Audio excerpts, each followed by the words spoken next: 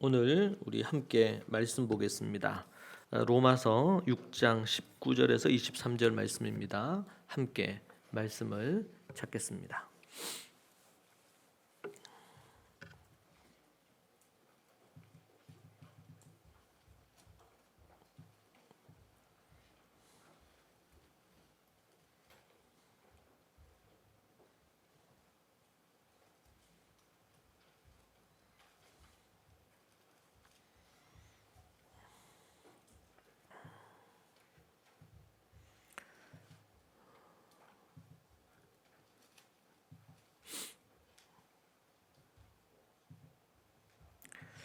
함께 말씀 같이 보겠습니다.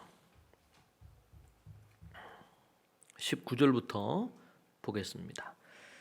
너 육신이 연약함으로 내가 사람의 예대로 말하노니 전에 너희가 너희 지체를 부정과 불법에 내주어 불법에 이른 것 같이 이제는 너희 지체를 의에게 종으로 내주어 거룩함에 이르라. 너희가 죄의 종이 되었을 때에는 의에 대하여 자유로웠느니라. 너희가 그때에 무슨 열매를 얻었느냐? 이제는 너희가 그 일을 부끄러워하나니 이는 그 마지막이 사망임이라. 그러나 이제는 너희가 죄로부터 해방되고 하나님께 종이 되어 거룩함에 이르는 열매를 맺었으니 그 마지막은 영생이라. 죄의 삭은 사망이요 하나님의 은사는 그리스도 예수 우리 주 안에 있는 영생이니라. 아멘. 로마서를 우리가 계속 대하면서 참 로마서의 매력을 더 깊이 느끼는 시즌을 우리가 보내고 있는 것 같습니다. 이 로마서가 성경 중에 성경이다. 그렇게 종교개혁자들이라든지 이런 분들이 말씀을 하셨습니다. 성경 중에 성경이다. 그리고 만약에 이제 어떤 반지로 얘기한다면 그 반지 있잖아요. 그 반지에 보석이 박힌 부분과 같은 곳이 이 로마서다. 그렇게 얘기를 합니다.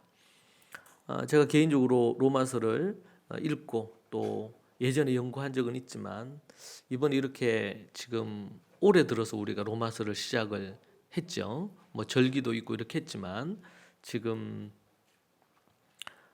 이제 5월달 다음 달이 되면 로마서 이제 8장까지 딱 절반이 지나갑니다.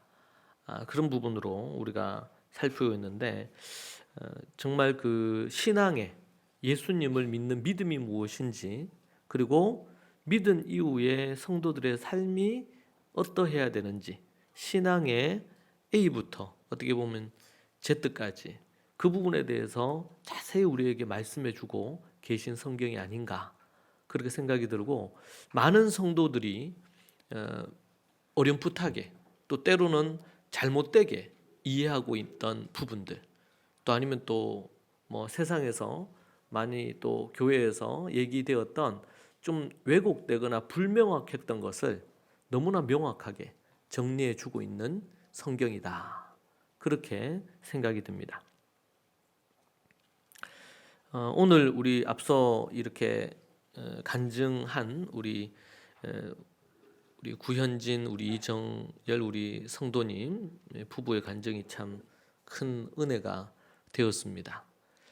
오늘 말씀과도 절묘하게 또 깊은 부분들이 있는 것 같습니다. 우리 교회가 이제 처음 오시는 분들에게 초대교회에서 어떻게 복음을 이해했을 건가? 복음에 대한 이야기를 할 때 초대교회에서는 어떻게 정말 이 복음을 이해했을까? 현대 교회가 가지고 있는 이해와 어떻게 좀 다른지를 정확하게 성경적으로 설명하고 싶었고 그것을 복음 클래스라고 해서 첫 번째 부분으로 자리를 하게 됐고요. 그리고 그것을 바탕으로 영적인 관계의 중요성을 영적 관계 클래스에서 두 번째로 다룹니다. 우리의 이제 교회 안에 학교일 수 있죠. 학교. 학교. 그리고 이제 세 번째가 이제 셀프 리더십입니다. 어떻게 하면 복음으로 거듭나서 영적 관계 안에 있는 이들에게 정말 중요한 것이 자신의 생각이나 감정이나 의지를 다스리는 사람이 되느냐, 컨트롤할 수 있겠느냐에 대한 문제입니다.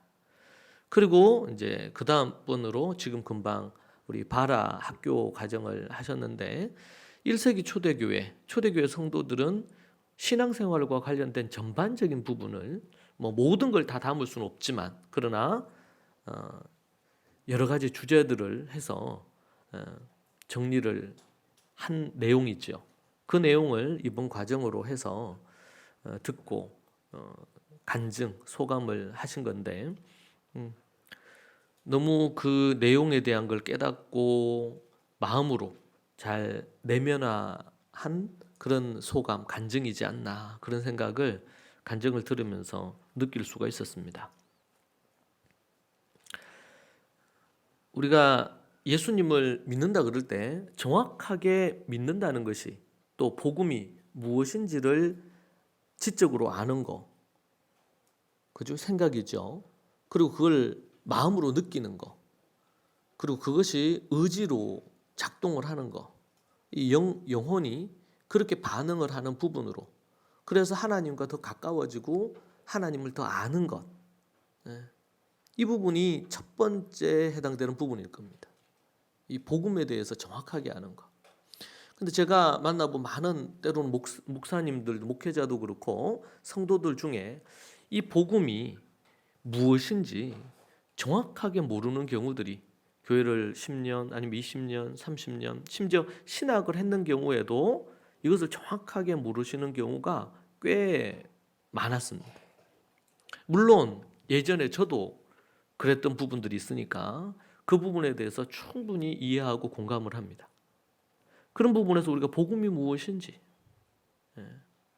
우리가 정확하게 알아야 되는데 실제로는 정확하게 모르는 경우가 많아요. 그러다 보니까 각종 이단에 정통 교회에 있던 많은 분들이 이단으로 많이 갑니다. 거기에 쉽게 휩쓸립니다. 주로 거기에서 뭐예요? 성경 공부라는 이름으로 그렇게 하죠. 여러분, 우리가 그래서 우리 교회에 이제 새로운 분들이 있다 그러면은 무조건 복음이 뭔가부터 그 직분이 뭐 어떤 직분이든 간에 복음이 무엇인지에 대해서 깊이 생각할 수 있는 시간을 드리려고 애를 씁니다. 복음이 뭐냐? 그리고 그 복음이 어떤 영적 관계에 대한 올바른 이해가 없으면 교회 생활이 안 되거든요. 보통 이제 교회를 그냥 뭐 어디 슈퍼나 요즘 전문가들이 얘기하는 것처럼 어디 뭐 피트니스 클럽이나 이런 데처럼 이렇게 그냥 등록했다가 뭐 언제라도 원하지 않으면은 그것을 그냥 끊으면 되는 것처럼 그렇게 이해되어지는 경우들이 훨씬 더 많죠. 그러나 성경은 우리에게 영적인 관계에 대한 얘기를 해줍니다. 복음은 영적인 관계의 다리를 통해서 넘어가고 자라고 성장하고 변합니다. 너무 중요한 부분이에요. 그래서 이제 예전에도 제가 서울에 아주 유명한 S교회를 간 적이 있습니다. 그리고 거기에 이제 교육자들 교제할 일이 있는데 얘기를 들어보면 예를 들면 그 교회 성도가 뭐 예를 들면 10,000명이다. 예배를 성도로 등록된 사람이 5,000명이면 예배 드리러 오는 사람이 10,000명인 거예요. 그리고 그 가운데서 교회 안에서 어떤 활동을 하면서 섬기는 사람은 절반이 안 된다 그래요. 그러니까 5,000명이면 한 2,500명 정도가 되겠죠. 그러니까 영적인 관계 안에서 자신의 삶을 때로는 권면을 받고 또 때로는 책망을 듣고 때로는 격려도 받고 이런 어떤 영적 관계 속에서 성장하고 변하고 자라고 하나님께서 교회를 세우신 목적이 그런 이유거든요.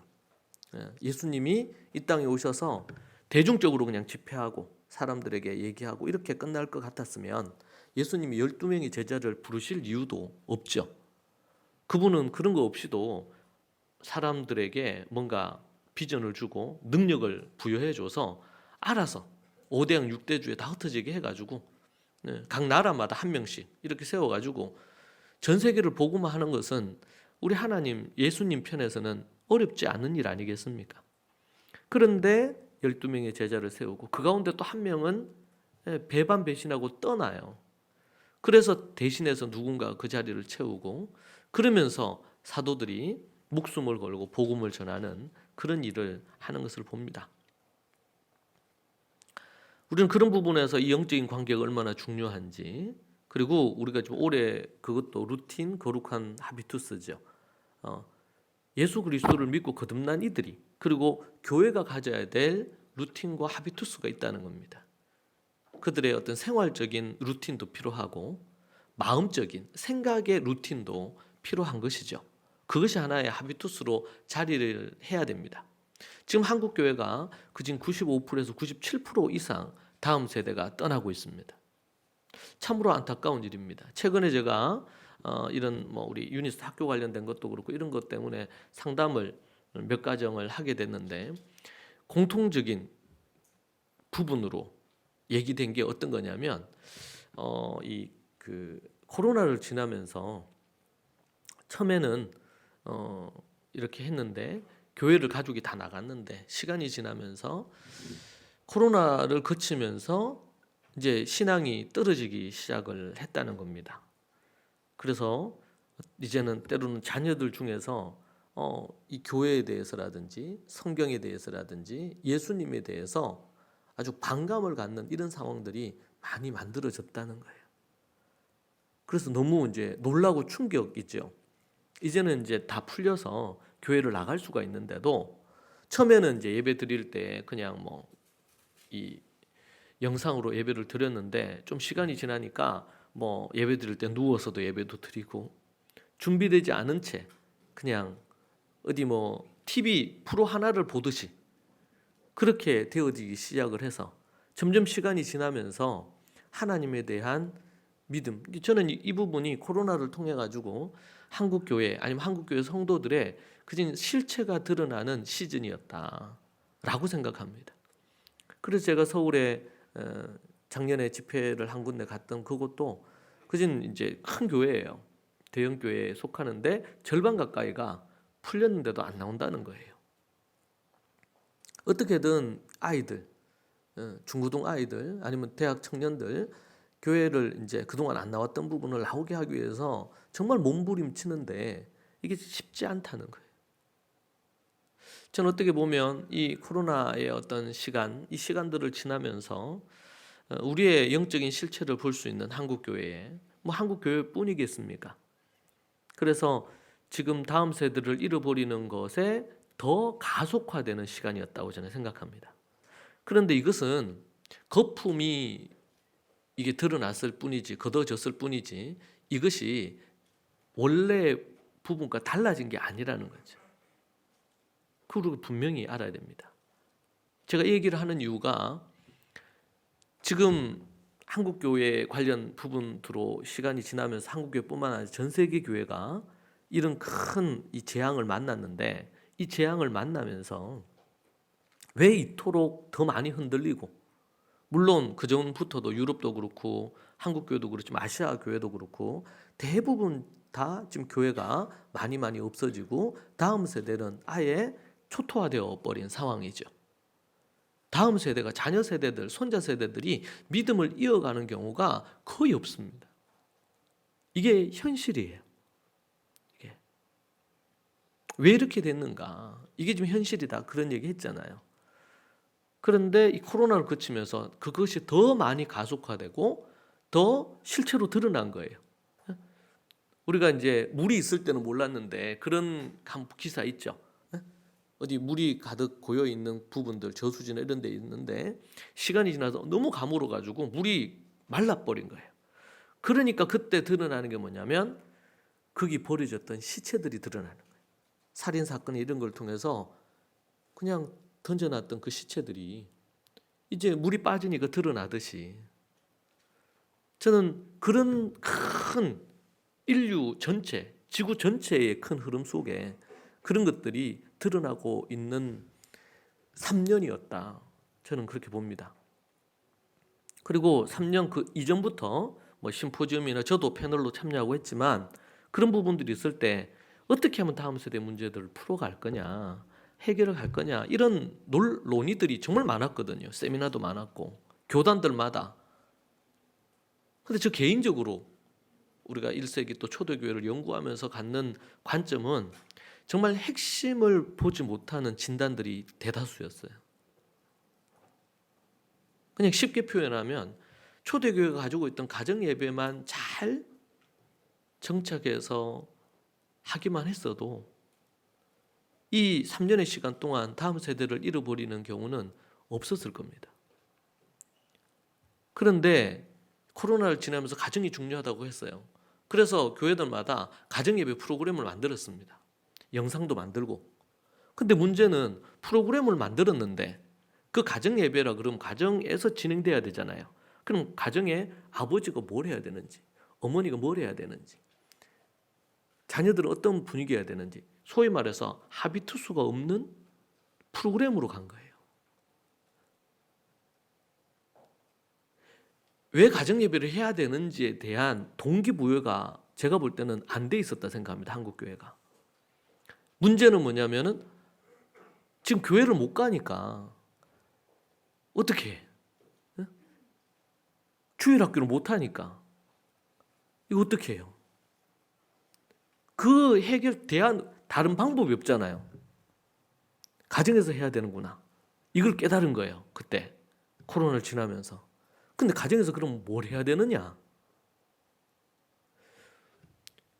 동기도 명확하지 않고 목표도 명확하지 않고 방법도 부재했어요.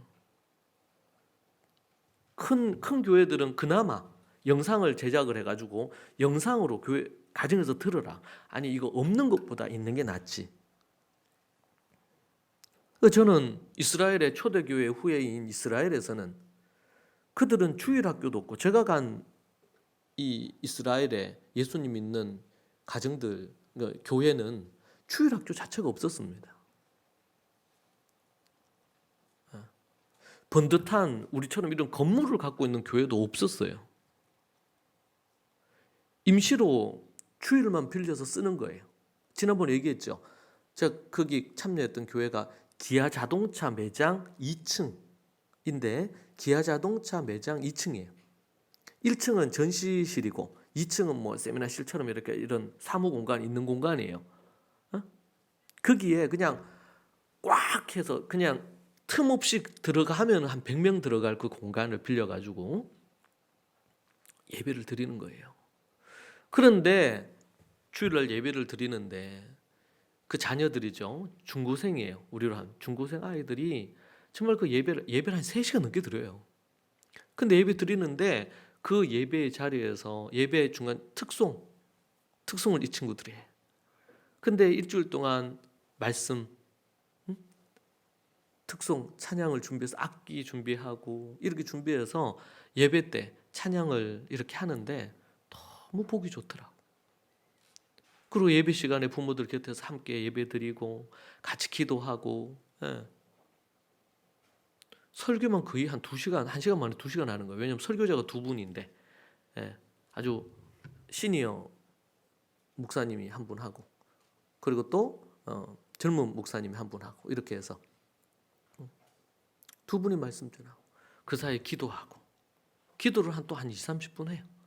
그렇게 하면서 한 3시간 정도의 예배를 드리는데 너무 감사하고 감동이 됐습니다.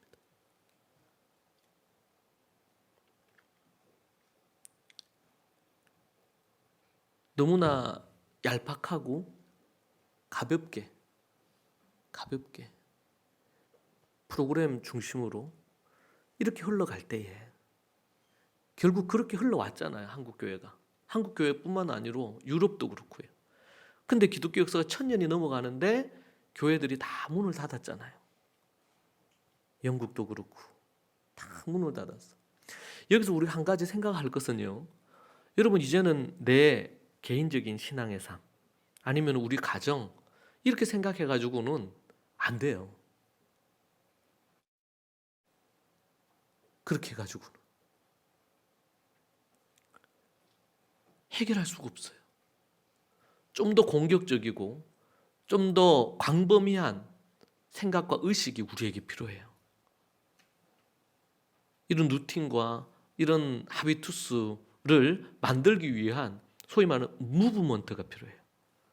하나님께서 그 성령님이 이 운동을 일으키셔야 되는데 그 일에 우리가 매우 적극적이고 담대하게 그렇게 믿음으로 도전하면서 나아가야 됩니다. 이것을 못하게 만드는 게 뭐냐면 우리가 이 땅에 마음을 두고 우리의 필요한 부분에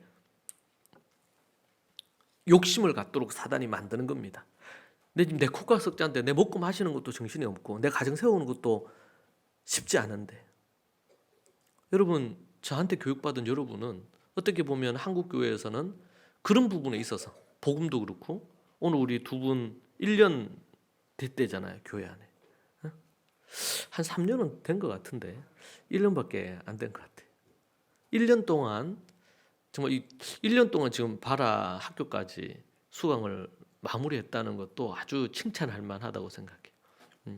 부부가 아주 저한테 소감이 저한테 메일로 오는데 그 소감을 읽을 때마다 그렇게 제 마음이 기쁘고 또 마음도 따뜻해지고 행복해져요.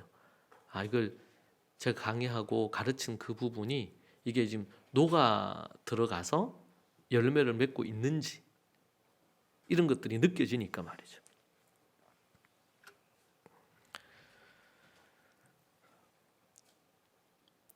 그럼 우리가 그러한 좀 거시적인 관점 이런 관점에서 우리가 생각하고 도전하고 나아갈 필요가 있습니다. 그런 부분에서 여러분들은 어떻게 보면 한국교회 성도들 중에 1% 안에 든다. 그런 영역이 있어서 뭐 그렇다고 해서 우리가 뭐 교만해질 만한 뭐가 있다. 우리가 뭐 잘났다 이 얘기가 아니고 그 부분에 대한 것을 모르는 것을 봤잖아요.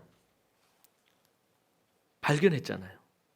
그럼 그것을 실천을 하고 여러분 우리가 그런 거대한 막 태풍이 불고 막 이렇게 할 때 우리 교회에서는 자녀들과 더불어 지금처럼 함께 가정 단위로 함께 교회 와서 예배도 드렸고 가정에서 가정 예배도 드렸고 또 학교도 하나님 안에서 그리고 초대교회가 갖고 있는 가정과 학교와 교회가 하나 되는 그 비전 아래 물론 우리가 연약한 것도 있고 부족한 것도 많고 저도 그렇고 그렇지만 그 표대를 향해서 부족하지만 계속 갔죠. 계속 간 거예요. 뭐 난관이 있거나 어려움이 있거나 시련이 있거나 때로는 포기하고 싶은 마음이 들 때에도 이걸 끌고 갔던 것은 초대교회가 가지고 있던 이 복음과 하나님이 주신 이 하비투스 가정과 교회와 학교가 함께 가는 그 하비투스 그 비전 그 꿈이죠. 그렇게 해서 왔어요. 그리고 제가 이제 어디 목사님들 만나면 물어요. 저한테도 물어요. 목사님 교회는 어떻게 다음 세대들 상황이 어떻게 코로나 지나면서 어땠느냐. 뭐 저희들은 그 전이나 그 이후나 지금 코로나가 풀린 지금이나 별 차이가 없죠. 왜냐하면은 신앙의 그것을 이끌어가는 부분에 있어서 교회가 매우 중요하지만 가정이 그 일에 대한 매우 중요한 역할을 했고 가정뿐만 아니라 가정과 학교와 교회가 함께 가는 부분들에 대한 게 있기 때문에 삼겹줄 엮어져 있듯이 그런 부분으로 가정이 부족한 거 학교에서 학교가 부족한 거 교회에서 이렇게 뭐 유니스 학교나 아니면 홈스쿨이나 이런 부분으로 계속 그렇게 간 것입니다. 여러분 이러한 것이 우리 교회뿐만 아니라 모든 교회들이 그렇게 가야 될 줄로 믿습니다. 우리는 그것에 대한 비전과 꿈을 우리가 가져야 되고 꿈이 없는 백성을 망한다 그랬죠. 우리가 지금 어디를 향해서 가는지 무엇을 향해 가는지 개인이나 가정이나 교회가 그 부분에 대한 분명한 부분으로 나아가지 않으면 안 됩니다. 그럼 제가 성도들과 상담하다 보면 공통적으로 갖는 성도들의 고민들을 만나곤 합니다. 변하지 않는 자신으로 인해서 힘겨워하는 것입니다. 어찌 보면 당연한 일이라 그게 당연하지만 그게 지나치게 낙담되거나 절망하게 되면 힘들어집니다. 신앙의 회의도 느껴지고요. 자신에 대한 회의가 신앙에 대한 회의, 하나님에 대한 이런 회의까지로 나아가죠. 오늘 우리가 읽은 이 성경 본문은 그것에 대한 답을 줍니다. 교회를 다니고 신앙생활을 하지만 좀처럼 변하지 않는 자신의 모습, 그런 이들에게 성경은 우리에게 어떤 답을 주는가? 심지어 불신자와 다르지 않는 삶을 사는 자신을 볼 때에 스스로 좌절하고 절망하죠. 우리는 그 부분에 대해서 생각해 볼 수 있겠습니다. 우리가 먼저 생각할 것은 이 거듭나지 않았던 경우, 교회는 나오지만 거듭나지 않은 경우들이 있습니다. 복음이 정확하게 뭔지 모르고 죄가 무엇인지 몰라서 거듭나지 않은, 로마서의 말씀으로 한다면 의롭다 칭함을 받지 못한 경우가 있습니다. 여러분, 그런 경우는 변화가 일어나지 않습니다. 여러분, 예수님을 믿지 않아도 삶의 주기에 따라서 20대, 30대, 40대 지나면서 이제 소위 말해서 성숙해 갈 수 있습니다. 인격적인 성숙도 이루어질 수도 있고 여러 가지가 이루어질 수 있습니다. 물론 그렇지 않는 경우도 있죠. 사람이 갈수록 더 괴팍해지고 자기 중심적이 되고 이렇게 변하는 경우도 있을 수 있습니다. 교회 밖에는요. 또 성숙해가는, 좀 더 철학적인 생각을 하고 또 책을 읽고 이렇게 하면서 성숙하고 성장해가는 이들도 있습니다. 그런 부분들이 많이 있죠. 그래서 우리가 시중에 나가면 각종 책들이 있는데 그 책들은 뭐 크리스찬이 쓰신 책도 있지만 그렇지 않는 책들도 있고, 그러나 그 책들 속에서도 배울 것들이 참 많습니다. 그런 부분들에 대한 거 있어요. 자, 그렇다면 그것과 교회 안에서 성장하는 것에는 어떤 차이가 있는지 한번 먼저 생각을 해야 될 것 같습니다. 그 뭐냐면 교회 안에 있는데 예수님을 믿고 성경은 예수 그리스도로 말미암아 자신의 죄의 문제, 오늘도 우리 간증하면서 나왔죠. 죄의 문제가 가장 심각한 문제예요. 그래서 우리는 여러분 세상에서 갖는 관점과 성경이 얘기하는 관점이 좀 다릅니다, 많이. 그걸 이제 이 시대에서는 세계관이라고 얘기하죠. 세계관. 요즘은 이제 세계관 단어를 많이 써요. 어떤 영화가 있으면 영화 시리즈가 나온다. 그 영화에 세계관이 있다는 거예요. 그렇겠죠? 그 세계관. 그 세계관을 잘 이해 못하면 갑자기 뭐 예를 들면 사람이 뭐 이렇게 뿅 변하기도 하고 뭐 색깔도 바뀌고 뭐 그러면서 막 이런 어떤 그런 게 있잖아요. 세계관이 있단 말이에요. 그 나름의 세계관이. 그것이 그 영화 감독의 세계관이기도 하고 그 영화 감독이 만들어 놓은 작품 세계에 대한 세계관일 수 있어요. 다양한 세계관이 있죠. 자, 그렇다면 성경에도 성경의 세계관이 있을 거 아니에요. 성경에. 우리는 그것을, 우리 믿는 우리들은 세상에서는 또 하나의 another 세계관이겠지만 우리의 관점에서는 하나님의 세계관으로 믿습니다. 우리가 십자가나 부활이 우리의 구원의 중심에 두는 것은 그것은 성경의 세계관에 기반한 거예요. 성경의 세계관, 하나님의 세계관입니다. 네.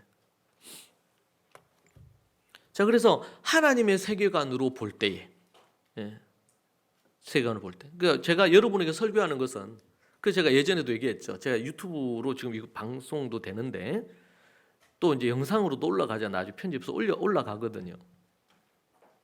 그럴 때에 이제 고민이 있어요. 제 이 설교는 우리 좋은 가족 교회 성도들에게, 아니면은 좀 더 확대한다면 그래도 전통 믿음을 가진 성도들에게 전하는 메시지죠. 1차적으로는. 이 메시지는 불신자들을 위한 메시지가 1차적이지 않습니다. 제 설교에. 대상이 여러분이고 여러분에게 전하는 메시지입니다. 그렇기 때문에 어떻게 보면 여러분들에게 한정되거나 또 좀 더 확대를 한다 하더라도 예수님 믿는 이들에게 확대될 수 있어요. 우리가 고린도전서 말씀을 통해서 본 것처럼 얘기하잖아요. 교회 안에 있는 자들이 성적으로 타락하고 악을 행할 때 교회에 출교시키라 그러잖아요. 그들과 상종하지 마라 그러잖아요. 교회에서 7일을 통해서 쫓겨난 사람들에게는 마지막 카드를 쓴 거예요. 회개하고 돌이킬 수 있는 7일은. 그렇게 해서 하니까 고린도 교회 성도들이 뭐라고 물었어요. 그럼 우리가 이 세상 고린도에서 살면서 그럼 그런 성적인 타락을 범하는 자들과 관계를 못 맺으면 이 세상에 살 수가 없는데요. 그럼 그들과 또 다 절연해야 되나요? 이렇게 묻죠. 그러니까 바울이 뭐라 그럽니까? 아니라는 거예요. 그거는. 만약 그럴 것 같으면 우리가 다 산속에 들어가서 우리끼리 모여가지고 공동체 생활을 하는 이렇게 생활을 해야 되는데, 그것은 예수님이 얘기한 세상에 빛이 되고 소금이 되라는 것과 이게 안 맞는 말씀이잖아요. 그래서 뭐라 그래요? 교회 안에 있는 믿음으로 거듭나고 하나님의 사람이라고 하고 침례도 받고 구원받았다고 하는 자들이 갖는 기준이 있다는 거예요. 그러나 하나님을 모르는 사람, 고린도에 지금 있는 이 세상에 있는 고린도에 있는 분들은 그건 모르는 거예요. 하나님도 모르고 하나님의 법을 몰라. 그러니 그걸 뭐로 여기지 않는 거예요? 죄로 여기지 않는 거예요. 그러나 교회 안에 있는 이들은, 예수님을 믿고 거듭났다고 하는 이들은 하나님의 말씀을 통해서 이게 하나님의 법인지 아닌지, 하나님이 기뻐하는 것인지 아닌지를 분간을 할 수 있잖아요. 그렇게 배웠고, 그렇게 배웠는데도 그렇게 행하지 않으면 양심을 버리는 거잖아. 그래서 그렇다면 그 사람의 구원의 문제가 달리는 거예요, 이 부분이. 자, 그러면 우리가 예수님 믿는 우리들이 우리의 기준으로 어떤 사람이 예를 들면은 성적인 범죄를 범했어. 그러면 교회 안에 있는 사람들에게 대하듯이 그렇게 대하면 된다, 안 된다? 안 된다. 그들은 모르는 거예요. 하나님은 모르는가? 기준이 없죠. 다만 양심의 기준이 있어요. 양심의 기준이. 근데 그 양심의 기준이라는 게 개개인마다 다 다르잖아. 그렇죠? 네. 옛날 우리나라에서도 지금 20년 전 기준하고 지금 기준이 다릅니다. 앞으로 2023년 4월 16일 오늘의 기준하고 10년 후의 기준이 또 달라질 겁니다. 제가 태어나서 이 땅을 살면서 지나는데도 너무나 현격하게 한국 사회가 많이 변했지요. 변하는 거예요. 양심이라는 부분들이 하나님이 주신 거예요, 기본적으로. 그러나 좀 더 세밀하게 현미경으로 들여다보면 이 양심이라는 것이 다 좀 상대적이에요. 누군가에게는 그게 되게 심각한 문제인데 누군가에게는 별로 심각한 게 아니야. 뭐 그런 것까지 죄라고 해야 되나? 이렇게까지 생각하는 부분이 되는 거죠. 그러니까 절대적인 기준이라고 하기가 어려워요. 그러나 성경은 우리에게 절대적인 기준을 줍니다. 절대적인 기준이. 그래서 제가 곰곰이 생각해 보니까 예수님 믿는 사람들이 교회 와서 목사님 저한테 설교도 듣고 또 성경도 부지런히 읽잖아요. 읽고 이렇게 하는데 그 성경을 보면 계명들이 많아요. 살인도 하지 말고 간음도 하지 말고 미워하지 말고 뭐 이런 말씀들. 그리고 아내는 남편에게 복종하고 남편은 아내를 예수님이 교회 사랑을 사랑하고 자녀들은 부모에게 복종하고 순종하고 뭐 이런 말씀들, 기준이 되는 지침들이 성경에 많단 말이에요. 그죠? 근데 그것을 주기적으로 우리가 계속 들어. 그러니까 뭐가 생겨요, 우리 안에? 그런 기준이 생겼겠지. 근데 그 기준을 갖고 뭐 하는 거예요? 자기 자신도 판단하는 거예요. 아, 내가 이렇구나. 근데 성경에 보면 그 기준들이 다양한데 기준이 또 꽤 높아요, 기준이. 그러다 보니까 그 높아진 기준으로 자기를 평가하고 판단하겠죠. 그렇죠? 그리고 또 교회 다른 성도들을, 우리 형제 자매들을 또 그 기준으로 판단한단 말이에요. 그래서 누군가가 어떤 뭐 윤리적인 어떤 잘못을 범했어. 그러면은 마음에 막 화가 일어나는 거예요. 근데 여러분 이것이 좀 더 확대가 돼서 또 어떻게 해요? 세상을 보는 부분을 이 눈으로 보면, 이 눈으로, 여러분 그 기준은 틀린 게 아니에요. 하나님이 우리에게 주신 부분이고 중요한 부분이에요. 자, 그러나 이 기준을 적용하는 데 있어서는 사람들의 믿음의 수준도 다 다르고 다 다르죠. 그런 부분에서 우리 고린도전서가 저는 그런 부분에서 엄청난 이렇게 변화를 제 생각에도 많이 줬어요. 왜냐하면 때로는 강도 높게 사도 바울이 책망하는 부분도 있지만, 예를 들면 결혼 문제, 이혼 문제, 재혼 문제, 이런 파트가 나왔던 부분 있잖아요. 기억나세요? 안 나는 것 같은데 그런 부분이 있었잖아요. 그럴 때 여러분 어떻게 접근해요? 그냥 우리가 생각할 때는 이혼 잘못됐다, 이런 흑백 논리적인 접근으로 하지 않았죠. 고린도전서에서 좀 생각나요? 그렇게 접근 안 했어요.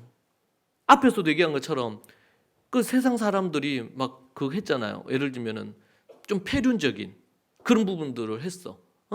자기 어머니하고 관계에서 침상을 더럽히고 그런 짓도 하고 이렇게 했단 말이죠. 사기도 치고. 그럼 그런 사람들하고 모두 다 절연을 하면 비즈니스를 하겠어요?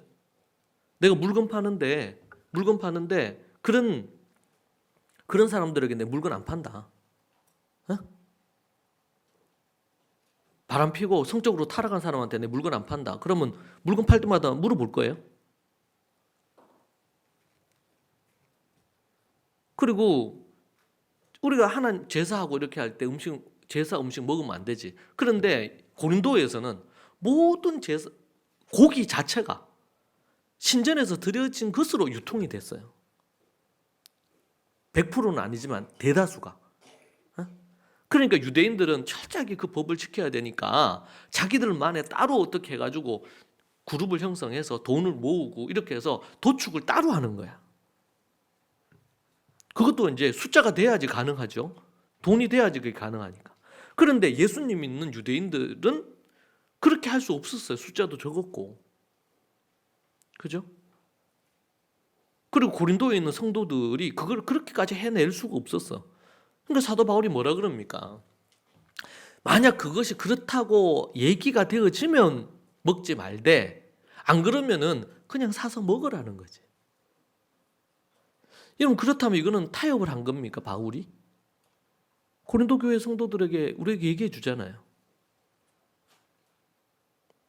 지금 제가 뭘 얘기하고 싶으냐면, 우리가 이 거듭나지 않았다, 의롭다 칭함을 얻지 않았다, 예수 그리스도를 진정으로 마음에 모시지 않았다, 그런 분들이 교회 안에도 있을 수 있어요.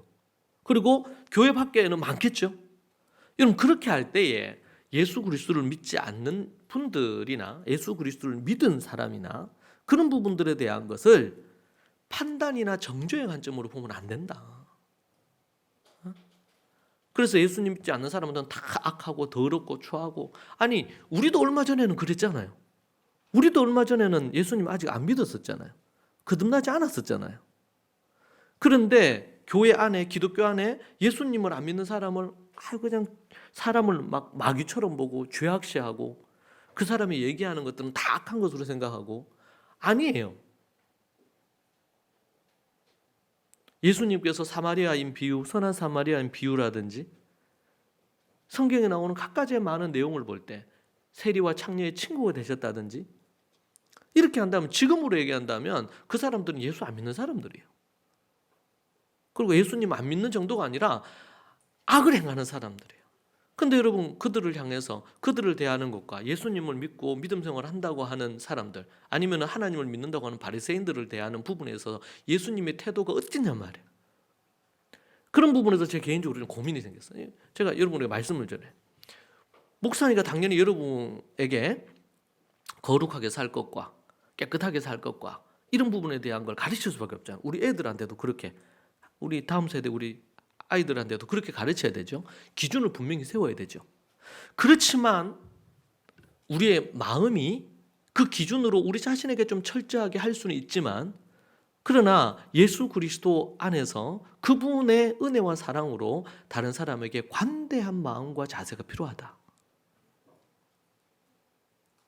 우리가 사람들에게 뭔가 그렇게 하라고 많이 요구를 한다고 그 사람이 변하는 게 아니거든요. 하나님의 은혜가 필요하고 그 사람들의 깨달음이 필요해요. 그럴 때 뭐가 필요해요? 겸손히, 우리가 예수 그리스도를 믿은 우리가, 먼저 믿었던 것 뿐이죠. 내가 잘나서 믿은 것도 아니고 전적인 하나님의 은혜로 믿은 거니까. 그렇다면 먼저 우리가 겸손히 하나님의 말씀을 배우고 실천하는 삶을 통해서 하나님 앞에 바른 모습을 갖고, 그리고 믿음이 약한, 교회 안에 믿음이 약한 사람이든지 아직까지 교회 안에 거듭나지 않은 분도 있을 수도 있으니까, 저도 제가 어릴 때부터 교회를 다니고 예수 그리스도를 믿고 거듭난 거는 꽤 오랜 시간 후에 거듭난 것 같아요. 초등 때부터 교회를 다니긴 했지만,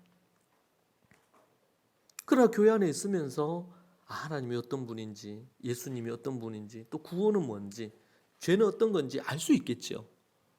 알 수 있겠죠.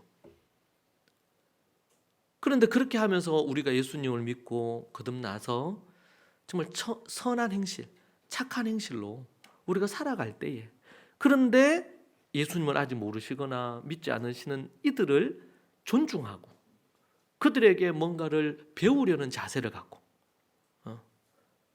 우리가 믿고 있는 바, 우리가 아는 바와 다른 부분들에 대해서는 정말 정중하게 그들에게 우리의 의사를 표현하지만, 그러나 그것을 강요하거나 억지스럽게 협박하듯이 전도를 하거나 이런 형태의 부분이 아니라, 우리가 믿고 있는 바를 우리의 인격과 우리의 삶으로, 그리고 우리의 모습을 통하여, 그리고 우리가 갖고 있는 이 세계관이, 이 가치관이 얼마나 모든 보편적으로, 인류 보편적으로 받아들이기에 참으로 아름답고 귀한 것인지를 그들에게 알리는 것이 필요하겠죠.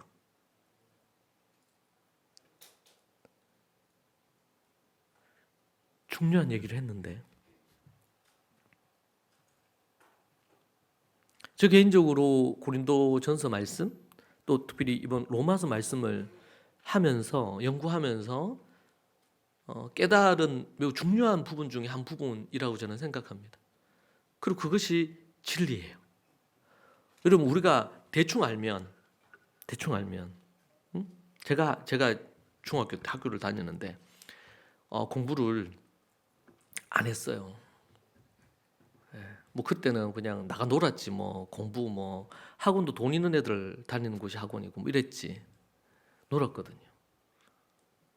근데 공부를 안 했는데도 늘 중간은 했어요, 중간. 근데 마음 먹고 이제 공부를 한번 했어요. 열심히 공부를 했는데 시험을 쳤는데 그 전보다 떨어진 거예요, 성적이. 그 제가 너무 놀랐어요. 공부를 안 할 때 예를 들면 뭐 이렇게, 뭐 예를 들면 뭐 이렇게 점수가 한 70점 뭐 이렇게 됐다면, 공부를 하면 그럼 80점 돼야 될 거 아니에요. 근데 공부를 했는데 70점 밑으로 나온 거예요. 너무 충격이 받아서, 그때 중학생 제가 제 입장에서, 그래서 제가 공부를 안 했죠. 공부하면은 성적이 떨어질 수 있구나. 그러니까 제가 연구를 해봤어요. 왜 그래 됐나, 현상이. 공부를 안 할 때는 그래도 수업 시간에는 잘 들었단 말이에요. 듣고 기본적으로 탁 했다. 그러니까 기본적인 거를 들었지, 알았죠. 그래서 시험을 이제 치니까 들은 거에서는 했으니까 이제 어느 정도 나온 거야, 점수가. 근데 공부를 하려고 이제 작정하고 공부를 하는데 이 공부가 처음에 완벽하게 안 되지 않겠어요? 그러니까 정확하게 공부를 했어야 되는데 이게 어중간하게 공부를 해놓으니까 알고 있던 것도 좀 헷갈리고, 그리고 어려운 거는 당연히 또 못 맞추겠지. 근데 쉽고 중간 정도 거는 맞췄어야 되는데 공부를 안 했으면 맞췄을 건데, 공부를 하는 바람에 이게 뒤죽박죽 섞여가지고 이게 안 된 거야. 참 그때 옆에서 도와주는 코치가 있었으면 참 좋았을 건데, 그랬던 기억이 있어요. 여러분, 우리가 예수를 믿고, 제가 이 얘기를 하는 이유, 교회를 나오는데 성경을 이거를 제대로 공부를 해야 되는데, 목사인 저도 이 성경을 깊이 제대로 공부해서 정확하게 알아야 되는데 어중간하게 알게 되면 이게 문제가 발생을 하는 거예요. 성경의 내용의 부분을 정확하게 알아야 되는데 어중간하게 알다 보니까, 그러니까 어중간하게 아는 많은 사람들이 이단에 쉽게 잘 넘어가는 거예요. 마음의 열심은 또 있어. 그런데 왜곡된 걸 가르치니까 이게 맞나 보다, 이렇게 해가지고 하는 거죠. 참 안타까운 거예요, 이 부분에. 그래서 제가 여러분을 강조하고 싶은 부분은, 뭐 그렇다고 해서 여러분 공부를 하지 말자, 이렇게 가면 안 돼, 또 적용이. 제대로 알고 제대로 믿어야 된다. 그래야지 우리가 편협되고 왜곡되고 세상에서 예수 믿는 것들 참 답답하다. 물론 답답한 영역이 있을 수밖에 없어요. 진리 안에서. 그러나 우리의 태도나 우리의 자세나 이런 것들이 세상을 비난하고 욕하고 이렇게 하면서 그렇게 되어지는 것으로 세상 사람들이 교회나 기독교에 대해서 왜곡되게 이해하는 부분은 그것은 우리가 노력해서 걷어줘야 될 부분일 수 있다. 이해되십니까? 그럴 때 우리에게 중요한 것은 우리가 갖고 있는 성경의 말씀이나 지침이나 율법이나 가치가 아니라 그것을 대하는 우리의 태도, 그것을 대하는 세상을 보는 관점. 하나님이 세상을 이처럼 사랑하셨다 그랬잖아요. 물론 성경의 대부분은 이스라엘과 교회를 향한 메시지예요. 거기 일부는 세상을 향한 메시지도 있죠. 그러나 교회 안에 있는 자들에게는 예수님도 그렇지만 사도 바울도 기준이 강도 높았어요. 타락하고 그러면 출교도 시키고, 왜? 마지막 구원 얻을 수 있는 마지막 기회를 주는 거예요, 출교가. 그렇게 했는데, 그러나 아직 하나님을 모르고 진리를 모르고 말씀을 모르는 세상은 그렇게 비난하거나 판단하거나 정죄하거나 이런 식으로 접근해서는 안 된단 말이에요. 그러나 성경은 교회를 향한 이스라엘 하나님을 이미 알고 하나님 율법을 아는 자들에게 쓰여진 거예요. 그러니까 이것을 그대로 세상에 적용하기는 어려운 거지. 그들이 먼저 하나님을 알아야 되고, 그죠? 그리고 지금 그들에게 윤리나 도덕적인 부분에서 뭘 잘잘못이 1차적으로 중요한 게 아니에요. 물론 그 부분에 대한 것을 소홀히 해도 된다는 말은 아니에요. 그러나 먼저 그들이 자신이 죄인임을 알아야 되고, 자신의 삶에 갖가지에 많은 고통의 문제가 하나님을 떠났기 때문에 생기는 문제임을 알고, 양심의 갖가지의 갈등의 문제가 자기를 지으신 하나님을 떠났기 때문에 생긴 문제라는 것에 대한 그 부분에 대한 진리를, 복음을 먼저 알아야 되죠. 근데 그들에게 그 복음은 우리가 아무것도 하지 않아도 되고, 죄인됨을 인정하고 전적으로 하나님이 우리를 대신해서 죽으시고 우리에게 거저 주신 은혜라는 걸 얘기해야 되는데, 이미 교회 오기 전에 예수님을 알기 전에 이런 것을 행해야 된다, 이런 걸 행해야지 구원 얻는다, 저런 걸 행해야 되지 구원 얻는다, 이렇게 사람들에게 선 이해가 돼 있으면 예수님을 믿는다는 것에 대해서 왜곡된 이해를 이미 갖고 시작할 수 있다는 거죠. 근데 그것은 교회나 성도들이, 아니면은 저처럼 목사님 가르친 목사가 잘못했을 수 있는 거죠.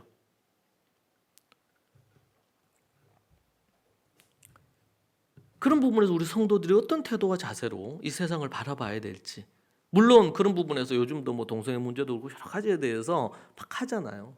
근데 크리스천들이 취하는 태도들이 지나치게 세상을 정죄하거나 저주하거나 뭐 이렇게 하는 어떤 부분으로 접근을 하게 된다면 더 세상 사람들이 복음에서 멀어질 가능성이 높다.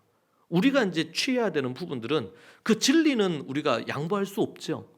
그러나 그들에게 접근하는 태도와 자세는 공격적이어서는 안 된다. 그들을 품고 그들을 위해 기도하고, 그들은 모르기 때문에 그래서 핍박할 수도 있죠.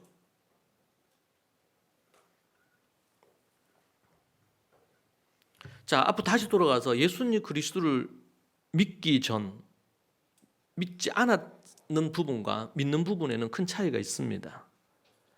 예수님을 믿고 거듭나는 사람을, 거듭났다는 경우 다시 태어났다는, 새 생명을 얻었다 이렇게 표현하죠. 그전에는 아직 새 생명을 얻지 못한 자연인인 거예요. 우리도 모두 다 자연인이었어요. 죄인이었어요. 그리고 우리가 예수 그리스도의 십자가와 부활로 거듭나서 새 생명을 얻었지만, 우리는 새 생명을 얻어서 구원을 얻었다고 표현하죠. 그러나 여전히 아직 이 땅을 사는 날 동안에는 뭐와요? 우리가 죄를 범할 수도 있고 넘어질 수도 있고 실패할 수도 있고 그럴 수 있는 존재예요. 그런 부분에서. 자, 그래서 먼저 거듭나야 된다. 거듭나지 않는 어떤 부분들에 있어서 실질적으로 인격적으로 성숙한 부분들이 있을 수 있어요. 양심을 따라서. 그러나 십자가와 부활로 거듭나지 않았기 때문에 하나님을 모를 수 있고 또 하나님의 말씀을 받아들여서 절대적인 진리로 받아들여서 지키기에는 너무 어렵다. 그렇기 때문에 하나님이 보시는 관점에서 그 사람에게 소위 말해서 성화가 이루어지기는 불가능한 거죠. 물론 하나님이 주신 일반 양심에 따라서 성숙해지고 삶의 주기에 따라 그런 부분들을 있을 수 있어요. 이것을 우리가 좀 구분할 필요가 있습니다. 자, 거듭났는데도 그러면 왜 변하지 않느냐? 그 사람이 진정으로 거듭났어. 예수님 믿고 거듭났어. 그런데 거듭났는데도 변하지 않아. 그 첫 번째로는 변화해야 될 필요성을 느끼지 못하는 경우가 있어요. 왜냐하면 잘못된 가르침과 사상 때문인데 1절을 보면 그런즉 우리가 무슨 말하리요? 은혜를 더하게 하려고 죄에 거하겠느냐? 이렇게 얘기하죠. 이 말은 뭐예요? 우리가 은혜로 예수님의 십자가 부활의 은혜로 거저 얻었어요. 선물로 우리가 이 구원, 죄사함을 얻고 의롭다 칭함을 받았어요. 그런데 교회 안에 있는 사람들 중에 우리가 은혜로 얻은 구원을 더 큰 은혜를 얻으려면 죄가 더 많아야지 더 큰 은혜를 얻는 게 아니냐. 그래서 죄를 지어도 예수님 믿고 나서 거듭난 이후에 죄를 지어도 무방하고 도리어 죄를 지으면 지을수록 은혜는 더 많이 우리에게 쏟아지는 게 아니냐라고 생각하는 사람들이 있었던 거죠. 이것은 어떻게 보면 흡사 이거하고 비슷해요. 한국 교회에서도 암묵적인 가르침이기도 해요. 은혜를 핑계로 어떤 게 있으면 교회 안에서 다 은혜로 해야지. 그 사람이 어떤 사람이 죄를 짓거나 이렇게 하는 부분에 있어서 물론 지혜롭게 그 죄에 대한 걸 다뤄줘야 되지만 그냥 좋은 게 좋은 걸로 그것을 은혜로 표현을 해서 한단 말이에요. 그래서 어떤 심지어는 최근에 이제 뉴스에 보면 목사가 어떤 죄를 지었어. 음란한 죄도 짓고 어떤 죄를 지었어. 아니면 사기를 쳤어. 그럴 때 이제 그런 말 쓰잖아요. 죄 없는 자가 돌로 치라는 거예요. 아니 지금 그 말씀을 거기에 갖다 붙일 말씀이 아니지. 그 사람이 죄를 범했으면 그 죄에 대해서 회개하는 과정이 필요하고 진정으로 회개할 때 교회가 하나님의 이름으로 그 사람을 용서할 수 있겠죠. 그런 과정으로 해야 되는데 어떤 걸로요? 그냥 그걸 덮어버리려고 한다. 이게 매우 심각한 문제입니다. 그래서 죄에 대해서 둔감해지는 거예요, 교회가. 기독교가, 성도가 죄에 대해서 자꾸 둔감해져. 뭘로? 은혜라는 이름으로. 이거 잘못된 가르침이죠. 예수님 믿고 구원 얻으면 되었지 더 이상 뭐가 필요하냐? 더 이상 뭐가 필요하냐? 예수님 믿고 구원 얻었으면 됐지. 내가 천국 가는데 더 뭐가 필요하냐?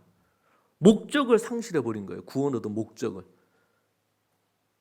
죄를 지어도 죄사함 받았기 때문에 구원에서는 절대로 떨어지지 않는다. 나는 구원의 그 엄청난 잘못된 구원의 확신을 갖고 있는 경우도 있습니다. 믿고 나서 교인들에게 이렇다 저렇다 할 지침을 말하지 않는, 믿으면 됐지 이제 어떻게 살아야 되는지에 대한 지침은 필요 없다. 자, 은혜로 살아라 그냥. 그냥 말씀 보고 기도하면서 은혜로 살아. 실제적인 부분들에 대한 다른 사람을 사랑하기 위해 인간관계를 잘 맺기 위해서 어떻게 해야 될지. 제가 이제 초대교회를 연구하면서 너무 놀라는 것은 초대교회 성도들의 삶의 기준에 물질관, 인간관계관, 그죠? 삶의 모든 영역에 정치, 경제, 사회, 문화, 교육 이런 각가지 부분에 대한 나름대로의 기준들이 1세기 초대교회는 있었더라고. 예수 그리스도의 복음으로 충분하다. 여러분 이 말 속에는요.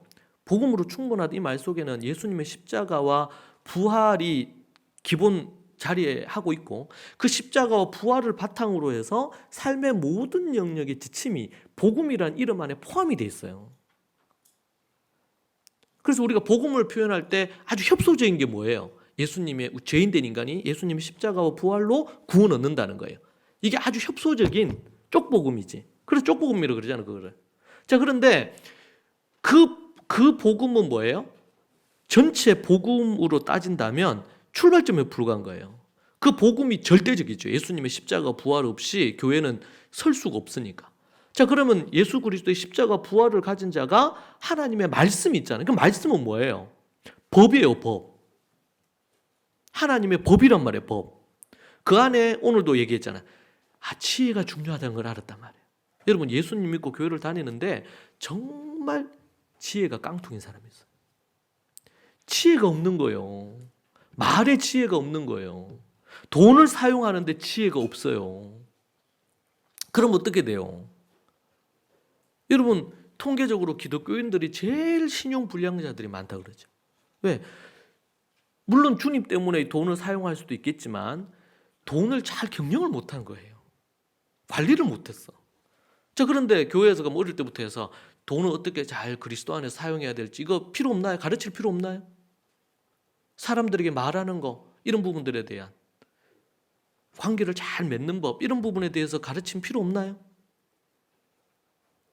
오직 예수님의 십자가와 부활만 얘기하고 더 이상 삶의 구체적인 것은 가르치지 않아도 다 해결이 되나요? 예수님 믿고 나면? 그러니까 공부를 안 하는 거예요, 성도들이. 제가 볼 땐 크리스찬들이 책을 안 읽어 너무. 그러니까 생각의 폭이 너무 좁아. 여러분, 우리가 성경을 부지런히 읽어야 됩니다. 그러나 성경만 읽으면 안 돼요, 우리가. 좋은 고전도 읽고 근데 문제는 성경을 먼저 순서가 이스라엘에서는 초대교회에서는 뱃속에 있을 때부터 말씀을 가르쳐서 13살이 되면 말씀에 필요한 부분 갖추도록 하고 스스로 연구해서 이제 20살 성인이 되기 전에 하나님의 말씀의 기본적인 것들을 다 합니다. 모세 오경이 이 바탕이 되는 거예요. 믿음의 바탕, 인성의 바탕, 학습적인 역량의 바탕이 다 만들어지는 거지. 이게 만들어지는 거예요. 이것을 가지고 이제는 뭐예요? 성인이 되면은 일반 학문을 자기 전공으로 중점적으로 하는 거예요. 그러니까 다니엘 같은 인물, 느헤미야 같은 인물이 나오는 거예요. 정치인이지만 하나님의 말씀에 근거해서 내가 죽으면 죽을지라도 그냥 기도하는 거예요. 에? 그렇지만 하나님의 진리를 어디에 적용한 거지? 정치력에 적용을 한 거예요. 그들의 바탕에는 말씀의 토대 위에, 성경의 토대 위에 정치를 한 거죠. 그죠? 그 말씀의 토대 위에 에스라 선지자 같은 경우에는 말씀을 가르치는 사명을 감당했단 말이에요. 이 부분들이. 여러분, 오바다라는 성경의 인물이 있습니다. 선지자 오바다도 있지만 정치인 오바다도 있어요. 그때 누구의 신하였어요? 이 오바다가 아합 시대, 아합 왕, 악한 왕 있잖아요, 이스라엘에. 아합의 이 충신이에요, 충신. 그가 얼마나 갈등이 많았겠어요. 의로운 사람들을 막 쳐 죽이고 막 선지자들을 막 죽이고. 그런데 이 오바댜가 어떻게 했어요? 자신의 사비를 털어가지고 선지자들을 숨겨놨죠. 숨겨놨어요. 그리고 이 선지자들 보호했어요. 어떻게 보면 이중생활을 하는 거지. 정치인으로서는 아합의 충실한 부하가 돼야 되고, 그런데 자신이 갖고 있는 권력을 이용을 해서 재물이나 권력을 이용해서 누구를 보호하는 거예요? 이 위기의 시기에 선지자들을 지키고 보호한 거예요. 참 그에게 얼마나 갈등이 많았겠어요. 난 하나님을 믿는다. 이 나쁜 놈, 이 쳐죽일 놈아 이렇게 하고 나서 순교를 할 수도 있고. 그런데 그 상황에서 정치력을 발휘해서 하나님의 나라를 위해서 섬기되 자신이 할 수 있는 부분 안에서 그 왕을 섬기지만 그러나 왕의 불의한 부분들에 대한 것을 자신이 완충 역할을 해서 죄 가운데 더 이렇게 나아가지 않게 하려고 부친 애를 썼던 사람이에요. 그 나라에 아합에게 소위 말해서 월급 받아가지고 권력을 가진 것으로 선지자들을 보호한 거 아니에요. 지금으로 얘기한다면 교회를 보호하고 목사님들을 보호한 거잖아요. 참 쉽지 않는 부분이죠. 그런데 저는 그 대목을 읽으면서 참 감동이 많이 됐어요. 그 위기의 때에 때로는 순교자들도 있지만 위기의 때에 정말 하나님을 위해서 또 남은 자들이 그렇게 해서 남은 자들이 된 거거든요.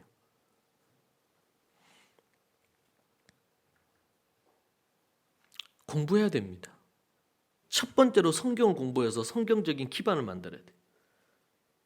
우리가 홈스쿨도 그렇지만 유니스에서도 하루에 1시간 넘게 1시간 반 가까이 넘게 하는 성경의 말씀의 부분을 하는 것은 때로는 부족하고 연약한 부분들이 애들에게도 있고 있을 수 있지만 그러나 그 부분들에 대한 것을 교육이 철저히 돼야 됩니다. 안 그러면 100% 주님 다 떠납니다. 말씀이 없는데 어떻게 남아 있습니까? 말씀이 없이 이때까지 했기 때문에 유럽도 그렇고 한국 교회도 지금 다음 세대가 망한 겁니다. 성경을 하야하고 묵상하고 연구하고 성경을 한 권 한 권 공부해야 돼요.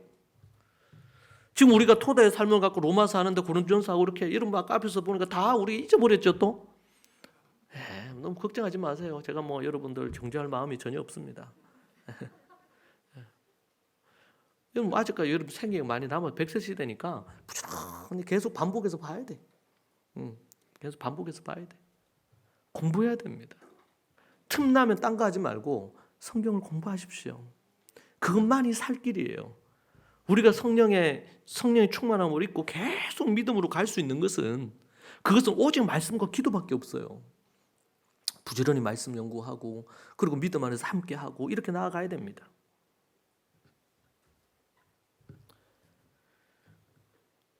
믿고 나서 구체적으로 어떻게 가정에서 가정생활을 해야 될지, 자기 자신을 컨트롤해야 될지, 건전한 자존감을 어떻게 만들어야 될지, 요즘 제가 좀 고민이 그런 부분입니다. 이런 주제들을 좀 다뤄야 되지 않을까 고민이에요. 그래서 작년에도 우리 돈에 대해 성경적인 돈관에 대해서 할 수 있는 대로 성경의 기반을 갖고 실질적인 것을 다루려고 많이 노력했어요. 근데 다뤄야 될 게 너무 많겠죠, 우리 인생에 있어서. 그죠? 근데 4세기 이후부터 시작해가지고 거의 16, 7세기 동안 없었어요, 그런 게. 근데 초대교회는 있었어요, 없었어요? 있었어요. 그걸 계속 붙들고 오니까 지금 2000년이 지났는데도 이스라엘에서는 교회가 계속 성장하고 발전하고 가정이 건강하고 교회가 계속 부흥해요. 물론 핍박의 때에 다 흩어졌죠. 그래서 예루살렘 교회가 없었어요, 한동안. 그런데 그들이 다시 컴백해서 와서 믿는 자들이 테러도 당하고 암살의 위협이 있었지만 예루살렘에서 계속 교회를, 제가 방문했던 그 교회도 그런 암살의 위협들이 많았더라고요. 그러면서 계속 유지를 한 거예요. 뭘? 하나님의 말씀을 기반으로 한 실제적인 지침을, 이걸 저는 뭐라고 이름했냐면 우리 앞에서 간증할 때도 했는데 지혜다. 우리가 믿음이 있지만 믿음과 더불어 뭐가 또 따라가야 돼요? 지혜가 있어야 돼요. 여러분, 사람이 말을 하는데도요, 정말 기분을 확 상하게 하는 말을 하는 사람이 있어. 그죠? 아다르고 어다르다고 말을 어떻게 하느냐에 따라서. 그러니까 이거 훈련해야 돼요. 근데 예수님 믿는 사람들이 이 훈련을 안 해가지고 세상에서 욕 얻어먹는 경우가 많거든요. 응? 예수 믿는 사람들이 돈에 대한 욕심이 또 많아. 정직하지 않아. 손해가 되더라도 정직하게 가야 되거든. 오늘 제가 간증 들으면 참 은혜가 됐습니다. 우리 이정재 성도님 직장생활 하거나 뭐 이렇게 할 때도 참 쉽지 않잖아요. 그런데 죄의 문제가 중하다는 걸 깨닫고 하나님 앞에 그렇게 알고 애쓰는 게 간증에 담겨 있어서 너무 행복했어요. 타협하지 않고. 우리 성도님 외에도 우리 많은 성도들이 그렇게 몸부림치면서 싸우는 것을 제가 소식을 듣고 알거든요. 기도하거든요. 근데 하나님이 그걸 기뻐하셔요. 그걸 기뻐하셔요. 물론 막 뜨겁게 막 어떤 그런 부흥이 일어나는 것도 중요한데 하나님의 말씀을 붙들고 자기 자리에서 싸우면서 하나님을 의지하고 말씀을 붙들려고 하고 이렇게 하면서 어떤 이들은요, 설교를 금요일날 설교 들은 거 아니면 주일날 설교 너무 감동받은 것 같고 10번이고 20번이고 그렇게 듣는 우리 성도들도 있더라고. 자기와의 싸우는 거잖아요. 하나님이 그것을 얼마나 귀하게 여기시고 상한 심지를 뭐 하지 않아요? 끄지 않는 거예요. 하나님은 끄지 않는 거예요.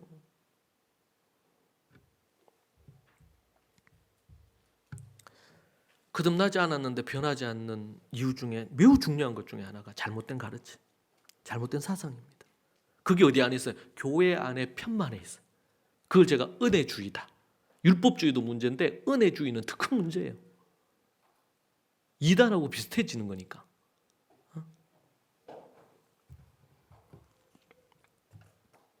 은혜를 더하여 죄를 더 많이 지어도 되지 않느냐? 우리가 이미 예수님으로 거듭났는데 이거는 선택이 아니냐? 믿음 생활하는 거는, 거룩해져 가는 거는. 성경에서 그럴 수 없다고 예수님 얘기하잖아요. 그럴 수 없느니라. 그럴 수 없느니라. 사랑하는 여러분, 우리가 정말 거듭났는데 변하지 않는 그 이유에 대해서 우리의 왜곡된 잘못된 가치관, 잘못된 이 사상, 신앙 사상, 어렴풋하게 제대로 정확히 몰라가지고 성경에 대해서 왜곡되게 이해하고 있는 것, 이런 것을 통해 가지고 혹시 우리가 영적인 긴장감의 끈을 놓치고 믿음으로 나아가지 못하는 일이 없는지 여러분 자신 돌아보고 살펴보면 좋겠습니다. 기도하겠습니다. 하나님 아버지, 감사합니다. 부족하고 연약한 우리 종들인 우리들을 주님 긍휼히 여겨주시고 불쌍히 여겨주시옵소서. 이 시대가 타락해가고 심지어 교회마저 어두워져 가는 이때에 주님, 우리가 이 한국교회를 위해 기도합니다. 또한 우리 자신이 먼저 그런 부분에서 바로 서기를 원합니다. 아버지 하나님 도우시고 인도하여 주옵소서. 성령의 은혜와 능력으로 기름 부어주시고 도와주시옵소서. 아버지 하나님, 정말 하나님 앞에서 온전한 믿음의 삶, 예수 그리스도를 믿음으로 날마다 열매 맺으며 아름다운 삶을 향해 나아가기를 원합니다.